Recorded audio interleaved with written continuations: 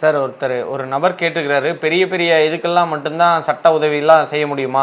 நான் ஒரு செக்யூரிட்டி வேலை செய்கிறேன், எனக்கு சம்பளம் சரியாக வரல, இதுக்கு சட்ட உதவி கிடைக்குமா அப்படின்னு கேட்டுக்கிறாரு சார். 100% கண்டிப்பாக கிடைக்கும். Legal service authority legal service அத்தாரிட்டின்றதும் சென்னையில் இயங்குது. அது மாதிரி இந்தியா முழுவதும் இருக்கிறது வந்து டெல்லியில் இயங்குது.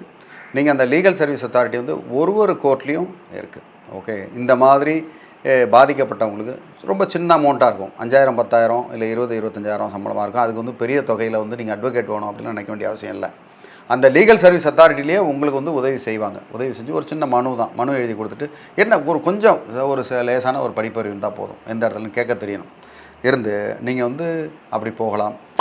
சரி, நீங்கள் அதில் போக முடியாது, செய்ய முடியாதுனாலும் அசிஸ்டன்ட் கமிஷனர் ஆஃப் லேபர்ஸ் எந்த இடத்துலையும் போகணுன்னாலும் அந்த மாவட்டத்தில் அந்த இடத்துல அசிஸ்டன்ட் கமிஷனர் ஆஃப் லேபர்ஸுக்கு போய் நீங்கள் அங்கே ஒரு புகார் கொடுத்தீங்கன்னா கண்டிப்பாக உங்கள் சார்பாக அவங்க நடவடிக்கை எடுத்து உங்களுக்கு வாங்கி கொடுப்பாங்க.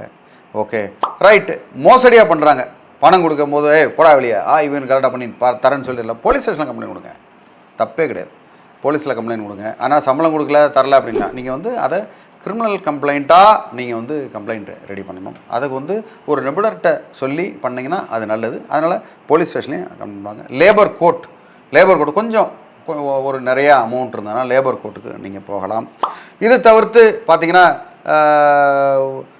நீங்கள் வந்து வேறு சில என்ஜிஓஸ்லாம் இருக்கும், ஃப்ரீயாக செய்யக்கூடிய சமூக சேவை இதெல்லாம் இருக்கும். அதெல்லாம் நம்ம தேடி கண்டுபிடிக்கணும். அதுக்கு பதில் லீகல் சர்வீஸ் இந்தியான்றது அரசாங்கமே உங்களுக்காக பண்ணக்கூடிய அந்த சட்ட உதவி மையம், அந்த சட்ட உதவி மையத்தை அணுகுங்க.